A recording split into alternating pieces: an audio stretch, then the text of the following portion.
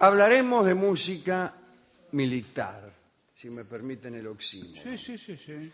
Dice el diccionario acerca de la música militar: combinación armónica y rítmica de sonidos destinada a despertar en el alma vibración patriótica y sentimientos guerreros y a estimular la disciplina del cuerpo. La primera utilización de instrumentos musicales por los ejércitos obedeció a la necesidad de comunicarse a distancia o de transmitir órdenes durante la batalla o en los preparativos, ¿no? Aquellos primitivos instrumentos fueron de percusión, pero muy pronto se comenzaron a utilizar otros de viento obtenidos de objetos al alcance de cualquiera: cuernos de animales, caracolas, silbatos de hueso. Nombró 3 objetos que no están al alcance de casi nadie. Bueno, que se han encontrado en numerosos yacimientos arqueológicos junto a los restos de soldados y a los escenarios de combate. Uno de los instrumentos de viento del que tenemos más antigua referencia son las trompetas. ¿Ven, amigas? Como esta que mostramos aquí. Las trompetas que llevaban los hebreos durante su éxodo por el desierto, a cuyo toque se reunían las 12 tribus para los actos comunes de culto o para la deliberación de los jefes.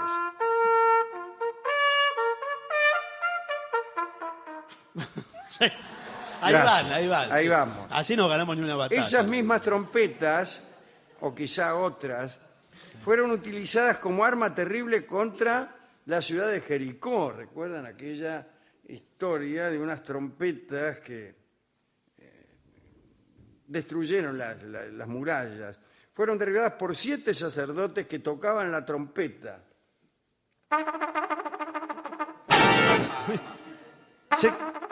Se han caído las murallas. Rindámonos. La misma trompeta los 7 sacerdotes. Sí, no. Cada uno una trompeta. El caso es que enseguida se rindieron. La ciudad fue reconstruida 500 años después, en el siglo IX a.C. Se tomaron su tiempo. Sí, ¿no? durante el Parece mandato del rey subte. Acab. Los griegos, clásicos tañedores de liras, tantos, así que este instrumento fue inventado por Apolo. Sin embargo, utilizaban en las batallas otra clase de instrumentos que no la cítara. En la batalla de Maratón, librada entre las tropas persas y el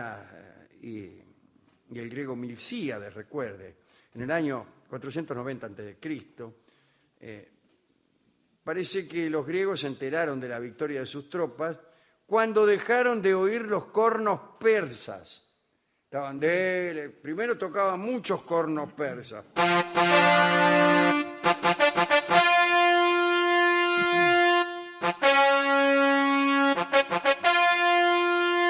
¿Qué corno es ese? Los persas. Claro, los persas.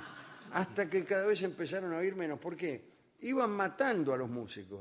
En el fragor. Parece que los músicos no solo tocaban el corno, sino que también peleaban. O que por ahí pasaban cerca de un músico y lo liquidaban. Y entonces cuando los griegos dejaron de oír esos cornos, Ganaron. dijeron, chao, ganamos.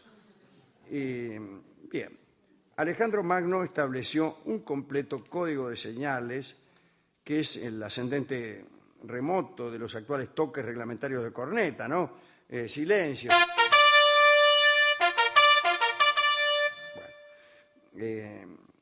esto era para comunicar sus órdenes a las alas de su ejército en la conquista del Asia. No obstante, parece ser que Alejandro no era muy aficionado a otros tipos de música. Sin embargo, yo sé que sí, que tocaba muy bien la cítara. Si no, es incorrecta la cita que dice que su papá, Filipo de Macedonia, lo vio tocando la cítara y tocaba muy bien. Y Filipo le dijo que un príncipe no debía ser tan bueno, tenía que esforzarse para ir un poco a menos. ¿Por qué? Porque tocar la cítara era un acto banáusico, era propio de tipos que trabajaban con las manos. De artesanos. De artesanos. Los príncipes no se gastaban en aprender a tocar la cítara, tenían quienes tocaban para ellos. Así que no es verdad lo que dice aquí, que no le interesaba la música. Sin embargo, se cuenta que que las músicas tristes o los ejecutantes que no tocaban sus órdenes con convicción los sumían en profundas depresiones. Sin embargo, cuando tocaba aquellas precarias cornetas de hueso un experto, Alejandro se encendía y debían detenerlo entre 4 antes de que diera batalla a cualquiera. El tipo vio una corneta. Chao. Batalla. Se levantaba de la cama, salía corriendo y atacaba a cualquiera. Sí, Incluso a sus amigos y aliados. qué peligro, o sea, que no escucho una radio que yo conozco, ¿no? Sí, muy bien. Que suena eso todo el tiempo. Digamos, respecto a los ejecutantes de marchas militares, otro famoso hombre de armas como Napoleón Bonaparte definió aquella música como un ruido no tan desagradable. Pero Napoleón redujo toda expresión musical de las tropas a la mínima expresión, ¿no? Solo dejó los tambores, nada más. Las legiones romanas contaban durante sus conquistas, y especialmente la conquista de las Galias, con grupos de soldados músicos que precedían su avance, venían antes, y portaban trompas arrolladas en el hombro, llamadas corum y bucina, largas trompetas y timbales. Se sabe que los soldados romanos quedaron asombrados de los pobladores de Hispania, que les plantaban batalla 1 y 1000 veces, y ellos casi nunca podían derrotarlos. Muchos de los comportamientos de los antiguos españoles resultaban salvajes e incomprensibles para los romanos. Quizá lo que más les impresionó fue lo siguiente. Parece que en una oportunidad los romanos debieron enfrentarse con tribus celtibéricas que utilizaban un tambor hecho con la piel de su jefe muerto en la pelea para excitar con su sonido la furia y la venganza en el combate. Los tipos oían, chao, decía, sentí ese tambor, está hecho con la piel de nuestro jefe muerto, vamos a darle batalla a cualquiera, por ejemplo, a Alejandro de Macedonia. Bien. En el siglo IX se produjo en España, no, en el siglo XI, se produjo en España la invasión de los almorávides al mando de Yusuf. Provenían de las regiones desérticas del Atlas. El Atlas es una cadena montañosa del norte de África, ¿no? Y propugnaban un estado teocrático fundado en el Corán que debía destruir no solo a la cristiandad, sino también a los musulmanes que ya estaban en España, en la península, ¿no? Ahora bien, Yusuf y los guerreros, vestidos enteramente de negro, arrasaron los reinos andaluces y de inmediato se lanzaron contra los reinos cristianos, entre los que se destacaba la Castilla de Alfonso VI, ¿no?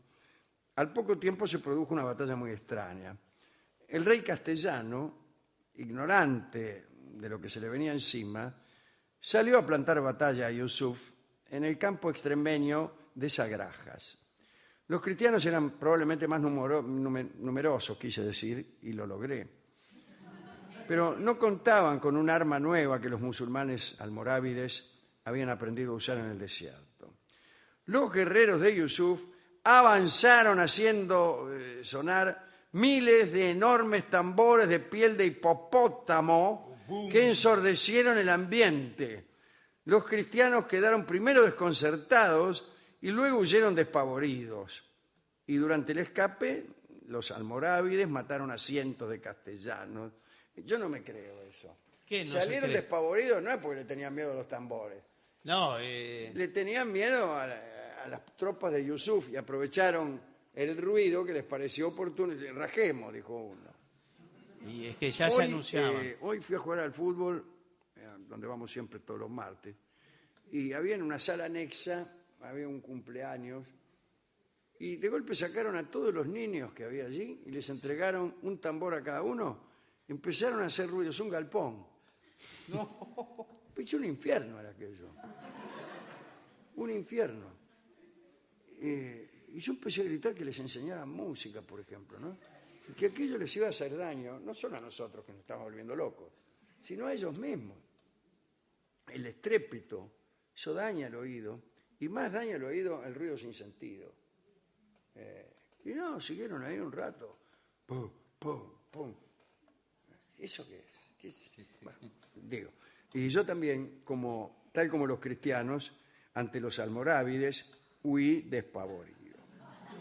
Solo un ejército cristiano fue capaz de no aturdirse por aquel terrible sonido que metía miedo.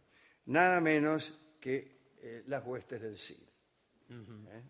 Rodrigo Díaz de Vivar logró vencer finalmente a los almorávides. Ahora bien, a la vez que la música estrictamente instrumental se fue desarrollando en los ejércitos de la antigüedad, un amplio conjunto de himnos, o sea, música militar con letra, fue creciendo, ¿no? Fue componiéndose. Ejemplo antiquísimo, el himno de Brahma, compuesto 2000 años antes de Cristo. El himno del Nilo, utilizado por los ejércitos egipcios, especialmente contra los hititas. Seguramente habrán tocado esos himnos o cantado en la batalla de Kadesh, la célebre victoria del amigo Ramsés contra los hititas. Los himnos davídicos eran entonados por el pueblo hebreo en los años de esplendor del reino de David y de Salomón. Paso previo a los himnos nacionales fueron los cantares de gesta medievales, si usted quiere, ¿no? Si no quiere, no, que acompañaban a las tropas durante mucho tiempo. El rey Alfonso X el Sabio, en su partida segunda, estableció que los soldados, mientras comían y también si no podían dormir por la noche, oyeran recitar o cantar aquellos versos, ¿no? Y dijo Alfonso: oyéndolos, les crecen los corazones y se esfuerzan en la lucha. ¿Me interpreta? Bien. Sí. Ahora bien, después vienen los himnos nacionales, son del siglo XVIII y XIX, ¿no? Justamente Después de los Estados-Nación cuando tenían que venir. empiezan las naciones, en el concepto actual, ¿no? De Estados-Nación. El más célebre es probablemente la Marsellesa, creado en 1792 por Roger de Lisle durante la marcha sobre París de los revolucionarios, ¿no? La había traído compuesta de su casa, el tipo, y solo se puso a cantarla junto a las barricadas que desfilaban y pronto la entonó todo el pueblo. Vio cómo es el pueblo. En este mismo siglo, algunos grandes compositores de música sinfónica crearon también obras de estilo militar que enseguida fueron adoptadas por las bandas de los ejércitos. Están Haydn, Mozart, compusieron centenares de marchas, y las de Haydn primero inspiraron los himnos de Rusia y de Austria, ¿no? Bueno, para terminar, digamos que la lucha por la unidad italiana contó con un aliado musical impresionante, que era Giuseppe Verdi. Recuérdense las pintadas que aparecían con su apellido, el apellido de Verdi, en todos lados, y que de forma subyacente daban las iniciales de Viva el Rey de Italia, en referencia a Víctor Manuel de Saboya. Verdi compuso para algunas de sus óperas música de raíz militar que rápidamente fue utilizada por los soldados, ¿no? Yo recuerdo el coro de esclavos de Nabucco, que era la música preferida por los partidarios de la unidad italiana, los Italiani Uniti, se la cantaban con odio a las autoridades austríacas, que bueno, en aquel entonces dominaban una buena parte del territorio italiano. El norte de Italia era parte del imperio austrohúngaro, ¿no? Y todos lo cantaron el Va Pensiero, ¿no? Va Pensiero, lo cantaban con bronca. Y los otros lo miraban como diciendo: ¿qué me andás cantando? Sí, ya, te voy a dar. Bueno, todo eso, es divertido aquel dicho: la música militar es a la música como la justicia militar es a la justicia. Tiene gracia. Me trasladé hasta la discoteca y le conté todas estas pequeñeces al discotecario, que se encontraba bajo los efectos de la audición de numerosas marchas, de manera que estaba dispuesto a dar batalla a cualquiera. Ah, muy bien. Siempre. No, digo, la discoteca tiene que haber por el tema de los actos patrios y los días feriados. Me dijo que tenía cualquier cantidad de marchas y que si no las pasaba era por miedo a que el mundo entrara en guerra. Por suerte a la gente no le gusta mucho la música militar, si no estaríamos en una guerra continua. ¿Pero le dio algo? ¿Algún Me dio.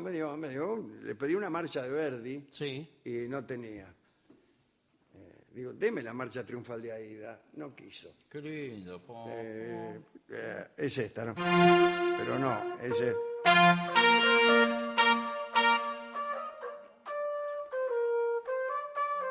Esa, ¿no? Eso, muy bien, ¿eh? Es que se me.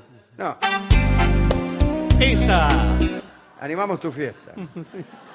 Ahí vienen los niños con los tambores. Y no, le digo, búsqueme alguna otra. Y entonces me apareció con una marcha argentina, que Ajá. todos hemos cantado en el colegio. Así que vamos a escuchar la marcha de San Lorenzo.